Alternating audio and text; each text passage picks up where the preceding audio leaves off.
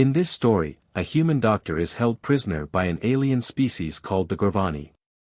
The prison is cruel and filled with pain, where prisoners are tortured for strange experiments. The human doctor watches and feels the suffering around him, but inside him grows a quiet, cold fire. He is a healer, trained to save lives, but here he faces horrors that test his limits. The story is intense and emotional, showing how hope and courage can survive even in the darkest places.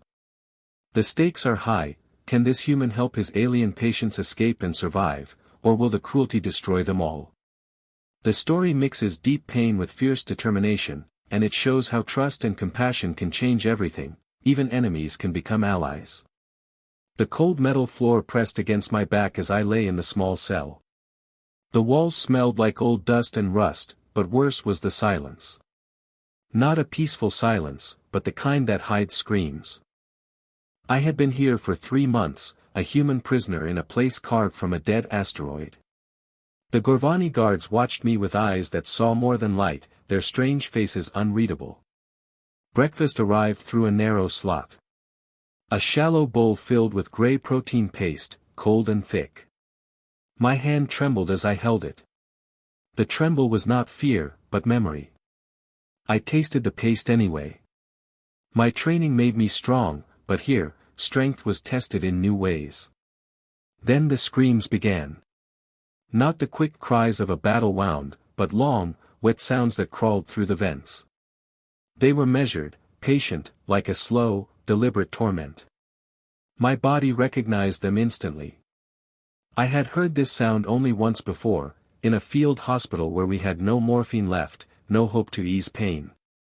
Guard Sergeant Vo noticed my reaction. His forearms moved in a dismissive gesture, arms folding like broken wings. His eyes glinted with cruel amusement, watching me carefully. Too much feeling, not enough surviving, he mocked.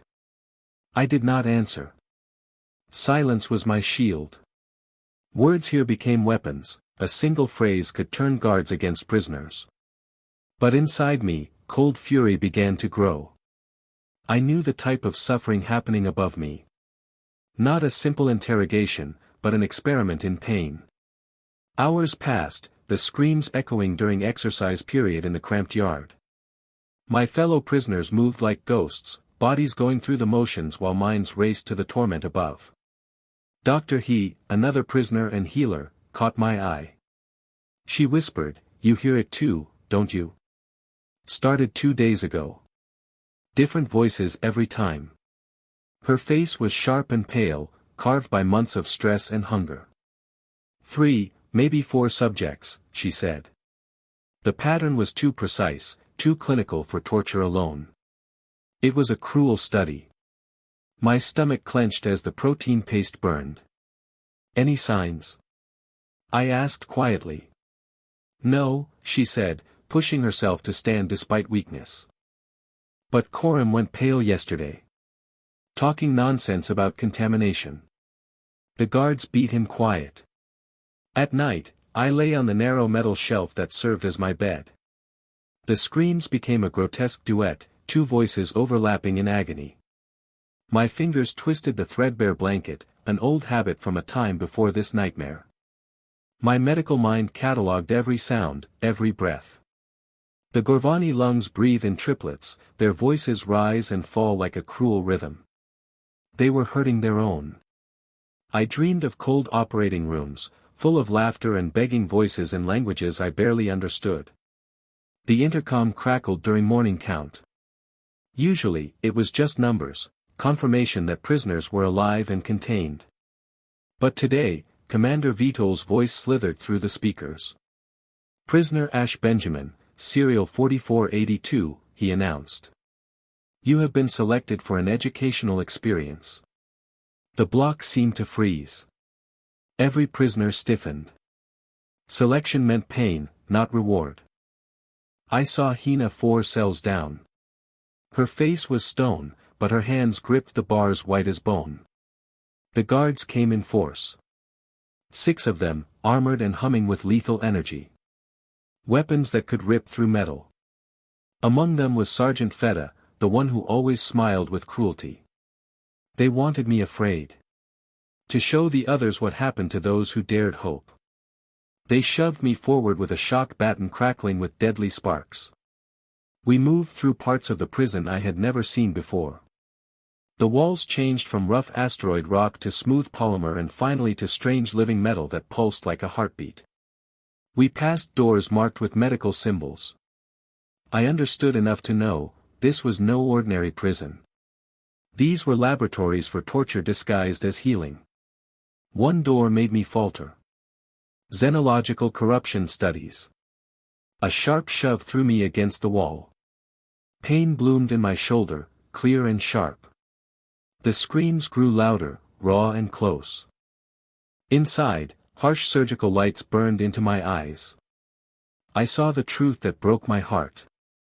6 operating tables, each with a conscious prisoner spread out like a specimen. Opened like lessons in anatomy, their bodies torn apart in the name of research. On the center table, I saw him, Chev. His lower left arm was gone, the stump wrapped in biomesh bandages I had once applied in the chaos of battle. His eyes met mine through the glass, full of pain and shame. The cold voice of Beto echoed in the room. We learn much from them. How human healing corrupts Gravani biology. How your weakness infects our strength. Data scrolled on the screens, showing tissue changes, chemical imbalances, broken neural pathways. They trusted you, Beto said, voice full of bitter satisfaction. You let them touch you. And look what happened. The researchers moved with cold detachment, taking samples as Chev convulsed against the restraints, energy fields that held him like a trapped animal. One scientist muttered in disbelief about unusual tissue growth. Human nanites rewrite genetic codes. Fascinating. The biomesh was a miracle of medical technology, teaching Gravani cells to heal with new instructions. But here, it was called infection. I felt a cold rage spread, deeper and sharper than anger. At that moment, the guards moved toward me. Their confidence made a fatal mistake. They did not see what I had become. The first grabbed my arm. I let him pull me close enough to feel the machine oil in his armor. Close enough to strike where he was weakest, the neck joint. My thumb pressed into a nerve cluster learned from years of anatomy. He dropped silently, muscles locked in sudden failure. The second guard punched me hard in the ribs. Pain cracked through me like a snapped bone, but it was just information. I tore apart his breathing valve. He gasped, choking on his own breath. The third tried to control me with 4 hands. But I knew their leverage. I twisted a metal elbow joint beyond its limits. The wet pop and his scream joined the chorus of pain around us. The fourth drew his weapon, but the shock baton in my hand sparked wildly. I slammed it into the control panel. Sparks flew like blood spraying from a wound. Magnetic locks buzzed and died. I hit the observation door with my shoulder, again and again. The lock screamed and finally gave way. Beyond was chaos. Researchers scrambled like frightened birds, dropping data pads and fleeing. I was not here for them. I went to Chev's table. He tried to speak, but I shook my head. Save strength, I said, switching to Gravani medical shorthand. My hands moved with purpose, cataloging injuries as I worked. The wounds were brutal but not fatal. The energy restraints still held, but I used a surgical laser to cut them free. Chev collapsed, clutching his wounds. Can you move? I asked. He nodded, though the effort showed. Next was the engineer, her chest cavity wide open, lungs exposed. She trembled but tested her legs and nodded. I warned her, we need a real surgical suite. This is just damage control. The alarms screamed. Vector's voice blasted through speakers, promising terrible consequences. I worked faster, moving from table to table. Some soldiers were barely conscious, others too weak to walk.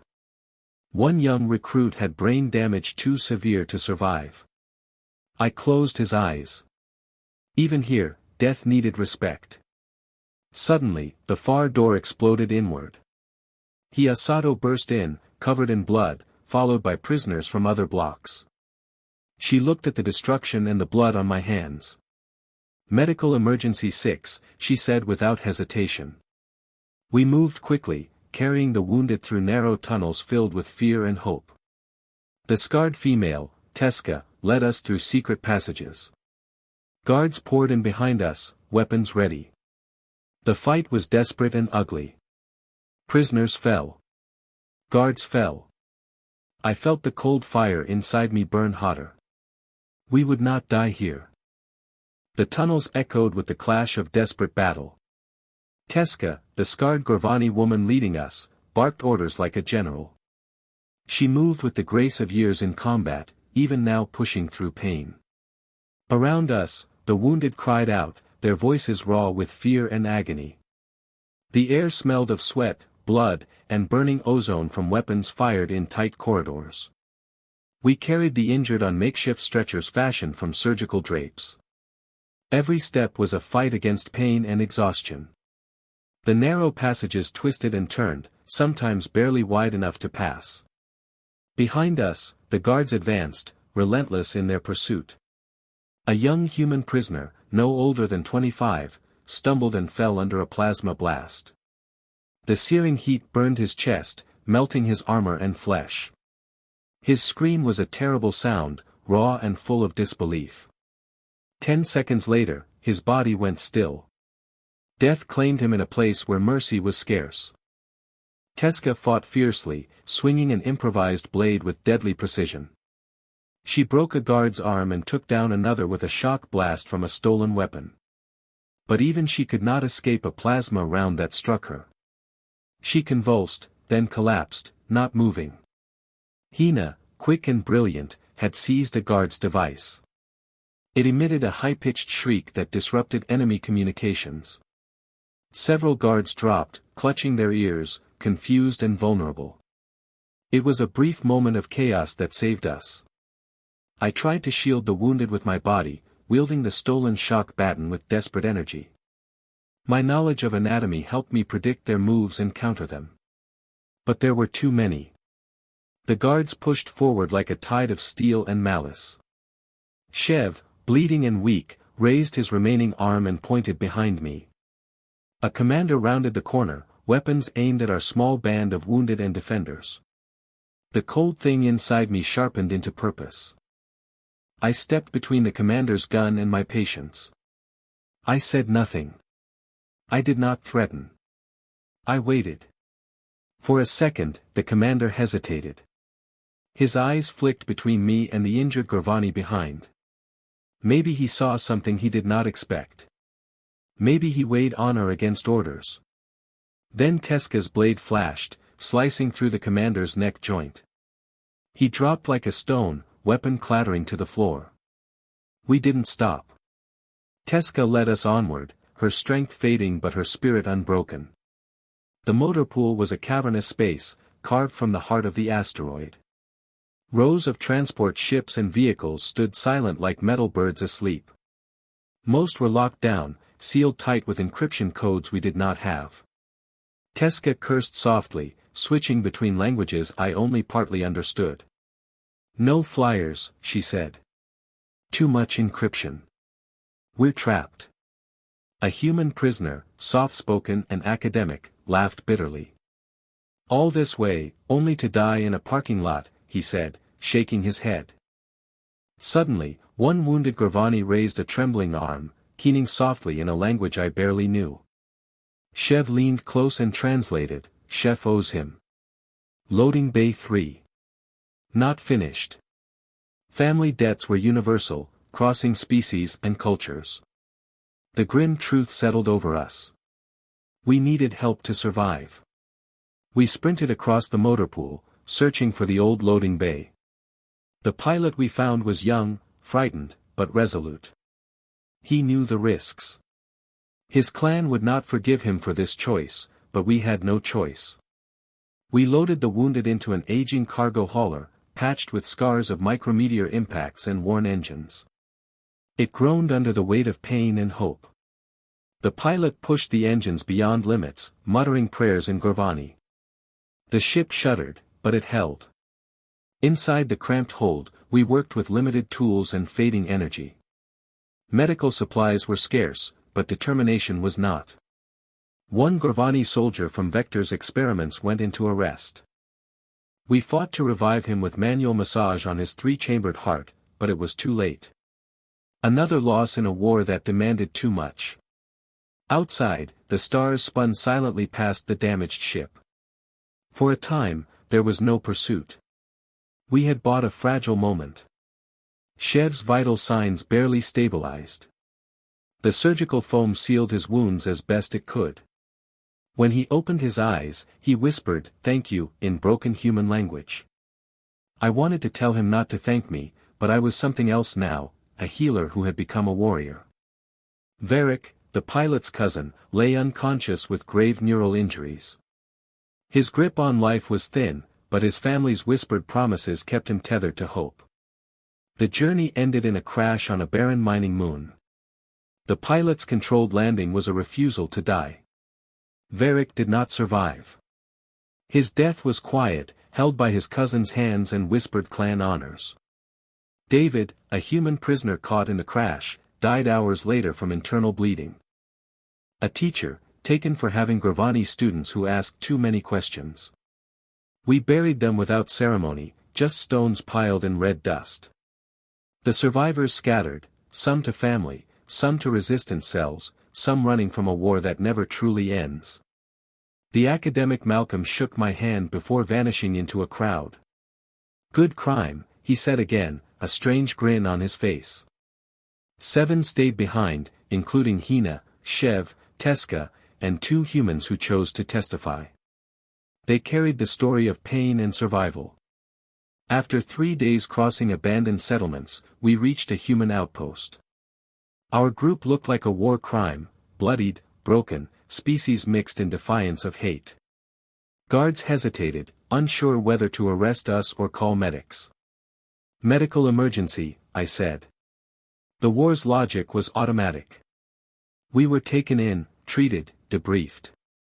They showed me footage of my rampage in the observation room. "You killed 4 guards," the officer said. "Created a prisoner escape." "Yes," I said. The Gravani called for my execution. "War criminal," they said. The soldiers I saved testified for me. "Hero," they said. I said, "I'm a doctor." The story spread: war crimes, illegal experiments, prisoners tortured for being contaminated by human touch. Some called us traitors. Others called us heroes. I called us tired. The work never stopped. Months passed as I rebuilt what little trust one could in a world shattered by cruelty and war. I found myself in a field hospital on the disputed border, far from any government or politics. The Interspecies Medical Alliance ran this place, a fragile hope where Gravani, humans, and others came for healing without judgment. Chev assisted me now, learning trauma medicine with fierce determination. His 3 arms moved with extraordinary speed and skill, suctioning, retracting, and handing instruments simultaneously. His bedside manner was rough, but his hands were steady. I told him, "You're getting good," and he clicked his jaw plates shyly. Our teamwork was wordless, an unspoken rhythm born of shared battles and shared losses. A human marine lay on the table, his chest torn by a Gravani pulse weapon. I worked deep inside his ribs, repairing torn vessels. Each stitch was a small victory against the endless arithmetic of war. Outside the tent, the sun fell low. Purity forces arrived, 2 full units, weapons ready. Their commander's voice boomed across loudspeakers, accusing us of harboring traitors, contaminated Gravani who must be cleansed or destroyed. Inside, the volunteers held their breath. Some newer helpers trembled with fear. They had come to heal, not face-down soldiers. But the core team kept working. YIK never looked up from sterilizing instruments. Her calm defied the threat outside. Chev spoke quietly, "Doctor, perhaps I should." I shook my head. 3 more cases today, I said. His eyes held a question, unreadable, but I saw the strength behind them. He left the tent, still in scrubs, bearing the scars of human healing. Outside, the purity forces formed a line. Weapons trained on us. Behind them, more vehicles arrived, expecting an easy victory. Chev stepped forward, revealing the biomesh scars where human medicine had saved his life. The surgical tools gleamed in the afternoon sun. I was contaminated, he said, voice steady. Human medicine saved me when my own kind left me to die. Compassion taught me strength is not weakness. He looked at the Gravani soldiers. How many of you have families saved by human medics? How many would be dead without this contamination? Doubt flickered through the ranks, subtle but clear. The commander barked orders in rapid Gravani. Chev responded in kind, honor, duty, survival, choice. Then volunteers arrived. Humans and Gravani, refugees and soldiers, all drawn by the story of healing and hope. An old Gravani woman, bent with age but proud, stood forward. My daughter lives because a human healed her, she said. If that is contamination, I choose it. A human veteran in a mobility chair added, these doctors saved my unit. Gravani and human alike. I stand with them. More joined, soldiers, civilians, all choosing compassion over ideology. The purity forces hesitated, recalculating. Ketrel, the pilot who lost his cousin, returned with a shuttle full of volunteers. Heard you might need backup, he said, failing at casual. Hina organized defenses with terrifying purpose, ensuring the hospital could keep working under attack. If they want to stop us, she said, they'll have to get through all of us who believe healing matters more than hate. In the end, the purity forces withdrew, not defeated, but outmaneuvered. They promised to return with authority and paperwork. But I knew better. Bullies preferred easier targets. As their vehicles disappeared, I stood beside Teska, now our security chief. She asked about better defenses, military shields, automated systems. No, I said, watching volunteers help each other down from alert. Our defense is them. The idea that healing matters more than hate. You cannot shoot an idea. Inside the hospital, we continued the work. It was not pure. Gentleness without strength is just another form of death. Chev looked at me across the table, a question in his eyes. A human child with a broken arm was brought in by Gravani traders. Easy case after a morning of complexity. We began again. The hospital was a fragile sanctuary, built from hope and desperation. The young human girl's broken arm was a welcome relief after the chaos. As I gently aligned her bones, the sharp pain in her eyes softened, replaced by trust. Her small hand gripped mine, bridging the divide between species. This was why we fought, to save moments like these. Outside, the war raged on, but inside, life struggled to bloom amid ruins. The volunteers came and went, humans and Gravani, united not by blood but by choice. They carried scars seen and unseen, each story weaving into the fabric of our fragile peace. But the purity forces did not forget. Their threats lingered like shadows, reminding us that compassion was a dangerous rebellion. We fortified defenses with what little we had, makeshift barriers, alert systems cobbled from old tech, and the fierce will of those who refused to give up. One evening, Teska gathered us in the dim light of the common room. Her scars caught the glow of flickering lamps, a map of battle survived. They will come again, she said, voice steady. We must be ready. Hina, ever the strategist, outlined plans for defense and escape routes. We fight smarter, she said. Not just harder. Our small family nodded, the weight of the coming storm settling on our shoulders. Then came the news, a convoy of purity forces advancing fast, their intent clear. The hospital became a hive of urgent preparation. Volunteers armed themselves with whatever they could find. The sick and wounded were moved to safer rooms. The tension was a living thing, pulsing with every whispered order and hurried footstep. The first attack hit before dawn. Explosions rocked the compound, shattering windows and sending dust into the air. We scrambled to defend, hearts pounding, hands steady despite the fear. Chev fought beside me, his scars shining like badges of survival. He moved with a fierce grace, a reminder that healing and fighting were two sides of the same coin. The battle was brutal and chaotic. The purity forces were relentless, but so were we. Every fallen volunteer fueled our fury. In the smoke and blood, I found myself back in the observation room, but this time as a protector. Each life saved was a victory against the darkness that sought to consume us. Hours later, the attackers retreated, leaving the hospital battered but standing. We mourned the lost, but we refused to break. As dawn broke, Teska looked over the quiet aftermath. "They learned we are not weak," she said softly. "We are the storm they cannot control." We knew the war was far from over. But in that moment, surrounded by allies and survivors, I understood something vital. Healing was resistance. The days after the battle felt heavy with silence and sorrow. The hospital's walls held memories of pain and courage, each scar telling a story. We worked tirelessly, stitching wounds, calming fears, and rebuilding hope from fragments. Chev stood by my side, his steady presence a quiet strength. Together, we moved through the tents and wards, our hands skilled and sure. The volunteers, once strangers, had become family, a living testament to what compassion could achieve. One afternoon, a Gravani elder approached me. Her eyes were old but sharp, her kitten cool beneath weathered skin. She asked softly, "Will he live?" I met her gaze and nodded. "Yes." Then, in a rare gesture, she reached out and touched my shoulder. It was awkward, unfamiliar, but filled with meaning, a silent thank you that crossed the boundaries of species and history. That touch was contamination, the spreading of hope and understanding where none was expected. Outside, the world remained fractured by hate and fear.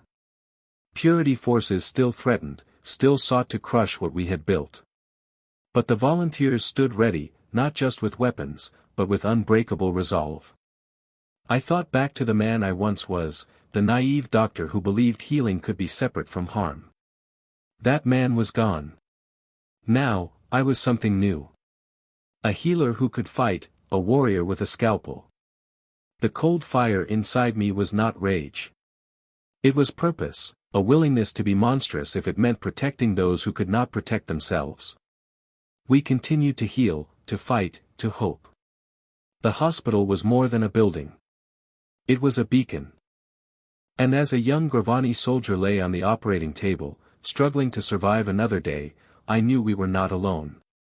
Healing was our rebellion. Our strength. Our future.